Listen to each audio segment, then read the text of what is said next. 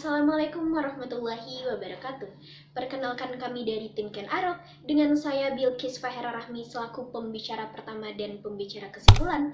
Rekan saya Anissa Unrashika selaku pembicara kedua yang akan memaparkan argumentasi dari sisi pro, serta Wildan Masyan Chaniago selaku pembicara ketiga yang akan memaparkan argumentasi dari sisi kontra. Yang mana pada kali ini kita akan mendiskusikan mosi terkait dengan penerapan Universal Basic Income sebagai pemenuhan hak dasar warga negara Indonesia. Insinyur Soekarno pernah menyatakan bahwa demokrasi yang akan digunakan sebagai filosofis groundslah bangsa Indonesia adalah demokrasi permusyawaratan yang mampu memenuhi hidup dan menciptakan kesejahteraan sosial. Hal ini sesuai dengan cita-cita bangsa yang tertuang dalam pembukaan Undang-Undang Dasar 1945 dan juga makna yang terkandung dalam sila kelima Pancasila. Adapun bentuk pengejawantahan dari kesejahteraan sosial tidak akan dapat tercapai jika tidak terpenuhinya hak-hak dasar warga negara Indonesia, sebagaimana yang tertuang dalam konstitusi kita, pasal 28A hingga 28I, dan pasal 34 ayat 2 Undang-Undang Dasar 1945.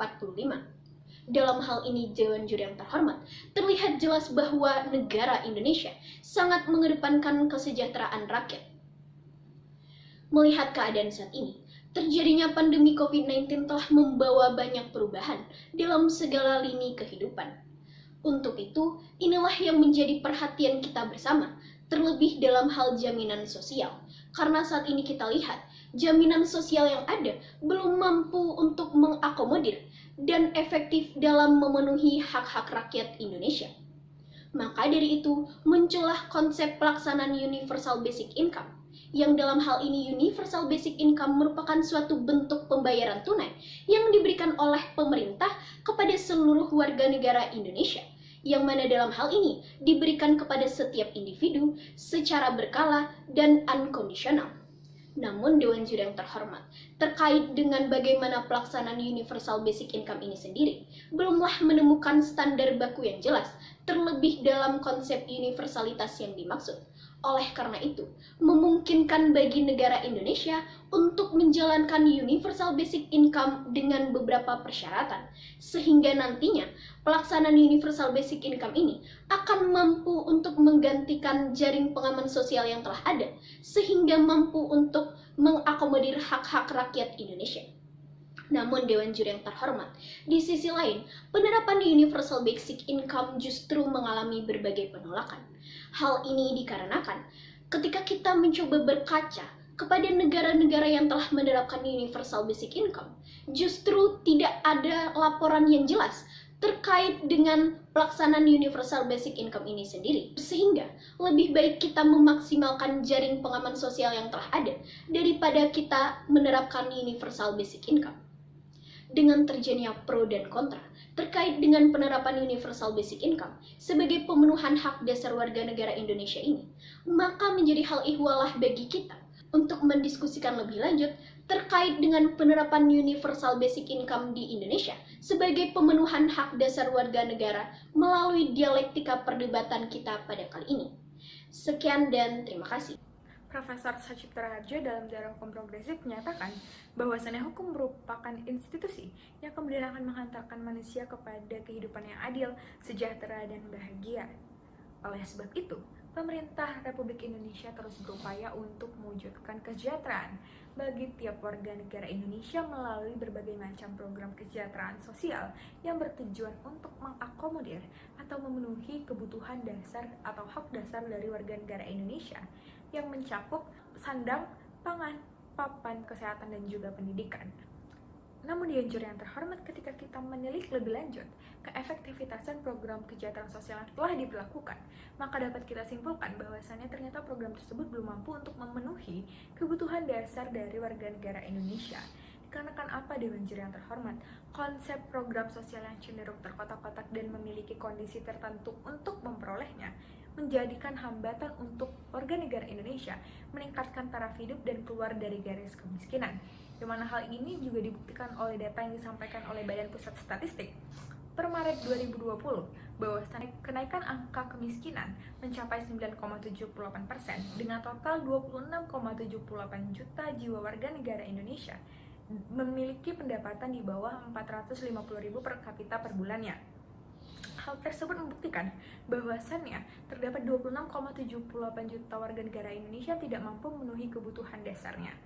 Yang mana hal tersebut ketika kita berbicara mengenai konsep universal basic income yang memberikan sebuah konsep yang berbeda, yang mana dapat mengentaskan masalah kemiskinan dan juga meningkatkan taraf hidup warga negara. Maka hal tersebut masuk ke dalam argumentasi pertama kami, bahwasannya universal basic income dapat menjadi jawaban terkait dengan ketidakefektivitasannya pemberlakuan program sosial yang ada pada saat ini.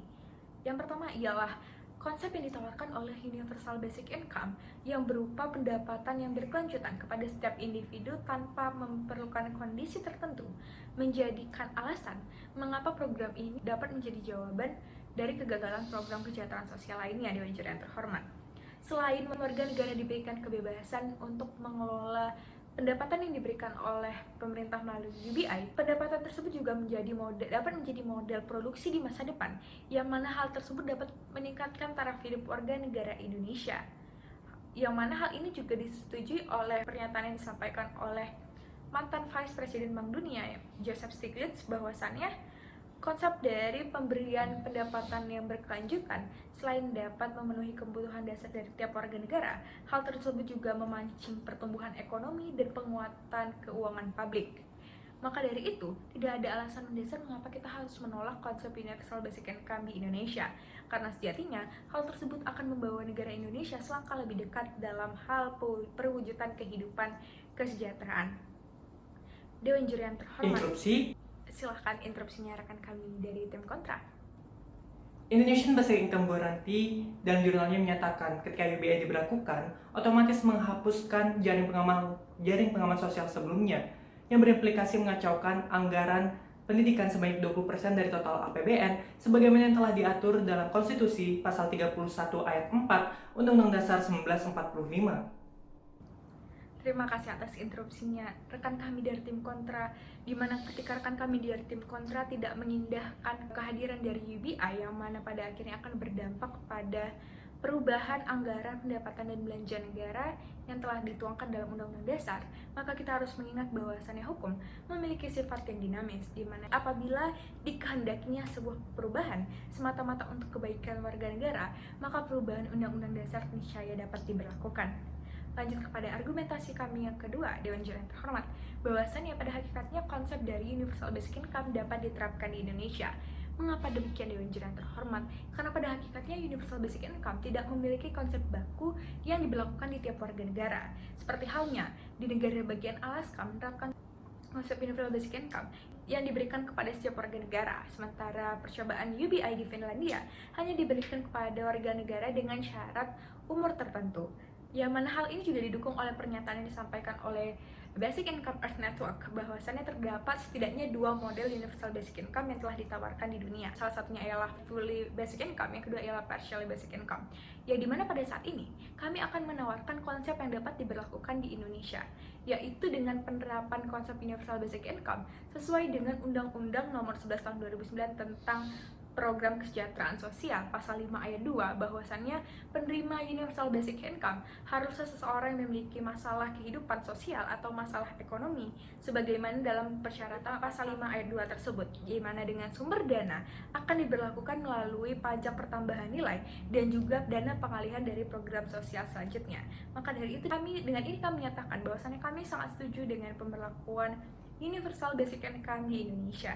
Alih-alih menciptakan keadilan, UBI justru memperlebar jurang kesenjangan. Dewan Juri yang terhormat, rekan intelektual tim pro, serta hadirin yang menyaksikan video perdebatan kali ini. Kami dari tim kontra tidak setuju mengenai mosi perdebatan penerapan UBI sebagai pembunuhan hak dasar WNI. Sebelum memasuki ranah argumentasi, izinkan kami membijas pernyataan tim pro yang menyatakan UBI memiliki prinsip cash payment. Padahal ketika kita membaca secara komprehensif Undang-Undang Nomor 11 Tahun 2009 tentang kesejahteraan sosial, tidak ditemukan satu rumusan pasal pun yang menjelaskan secara spesifik bahwa bantuan yang diberikan haruslah bersifat tunai, sehingga dapat kita simpulkan Prinsip cash payment dalam UBI adalah hal yang tidak diakomodir dalam hukum positif Indonesia. Memasuki argumentasi, kami memiliki dua argumentasi utama dalam perdebatan kali ini. Yang pertama yaitu pemerintah telah memiliki program untuk memenuhi hak dasar WNI. Indonesia sebagai negara welfare state atau negara kesejahteraan memiliki tanggung jawab untuk memenuhi hak dasar warga negaranya. Dalam hal ini, Philip Van Parijs dan Yannick van den Broek dalam bukunya Basic Income, A Radical Proposal for Free Society and Same Economy menyatakan terdapat 3 pemenuhan kebutuhan hak dasar dalam negara welfare state, yakni mencakup pendidikan, kesehatan, dan lapangan kerja. Hari ini ketika kita melihat upaya kerja keras pemerintah untuk memenuhi hak dasar tersebut, maka kita melihat berbagai program social safety net atau jaring pengaman sosial seperti di bidang pendidikan terdapat program Kartu Indonesia Pintar, di bidang kesehatan terdapat Kartu Indonesia Sehat, dan juga di bidang lapangan kerja terdapat bantuan latihan kerja. Dalam hal ini kita dapat menganalisa bahwa program-program terkait memiliki desain secara tersegmentasi hanya di aspek-aspek sektoral tertentu dan juga bersifat kondisional hanya menyasar kepada warga negara yang benar-benar membutuhkan. Hal ini bukan tanpa alasan, Dewan Juri yang terhormat, dikarenakan pemerintah menginginkan suatu kebijakan yang bersifat efektif, efisien anggaran, dan juga tepat sasaran. Interupsi. Silakan. Rekan dari tim kontra sepertinya salah membaca fakta lapangan yang ada, di mana Badan Pusat Statistik menyatakan bahwasannya setidaknya terjadi 20% salah sasaran terkait dengan pelaksanaan program Kartu Keluarga Harapan. Terima kasih. Baiklah, namun perlu diketahui tim pro, adanya kebijakan dan program Aqua pemerintah menghasilkan suatu output, yaitu penurunan angka kemiskinan terbaik sepanjang sejarah, yakni di bawah 10%. Dewan Juri yang terhormat, prestasi yang cukup mengesankan. Namun prestasi tersebut pastinya tidak dapat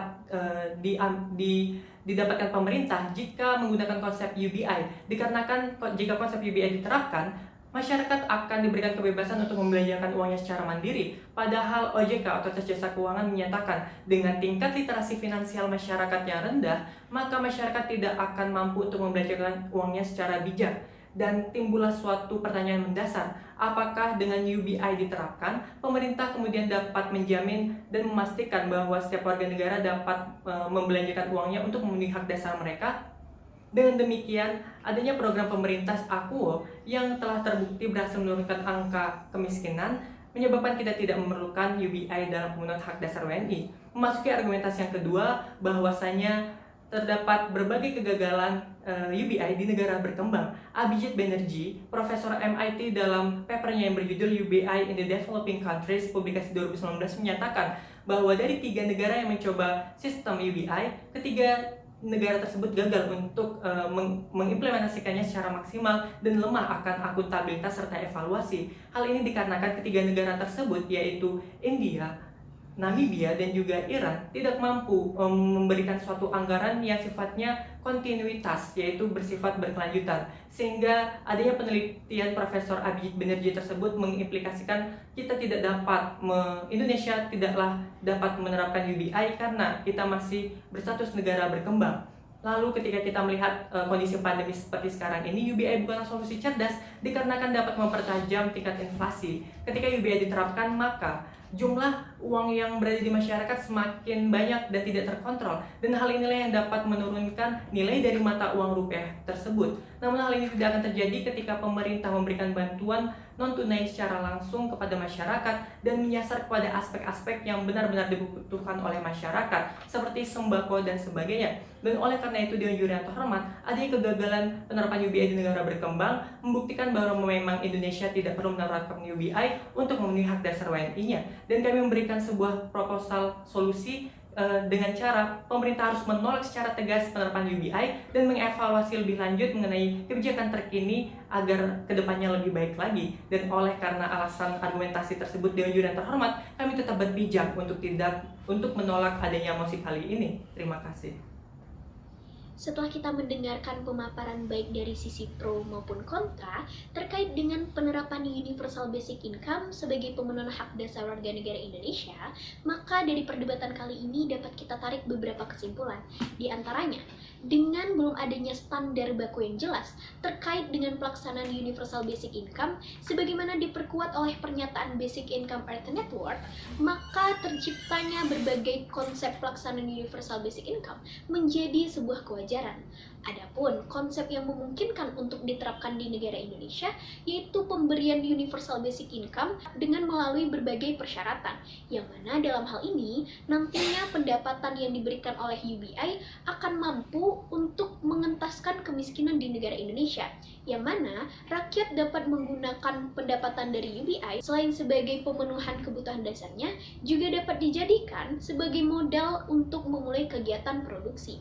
Namun Dewan Juri yang terhormat, kita tidak dapat menutup mata dari pengalaman negara-negara yang telah menerapkan Universal Basic Income itu sendiri, yang mana dalam laporannya kita menemukan bahwasannya belum terdapat dampak yang signifikan dari penerapan Universal Basic Income itu sendiri. Maka dari itu Dewan Juri yang terhormat, dalam perdebatan kali ini dapat kita tarik kesimpulan bahwasannya jika negara Indonesia ingin menerapkan Universal Basic Income, maka kita memerlukan kajian yang lebih mendalam disertai dengan berbagai percobaan dan persiapan yang lebih matang agar nantinya UBI yang dijalankan oleh negara Indonesia dapat mengakomodir terpenuhinya hak-hak dari rakyat Indonesia itu sendiri, sehingga nantinya UBI dapat menjadi pengganti yang lebih baik dari jaring pengaman sosial yang telah ada saat ini. Sekian dan terima kasih.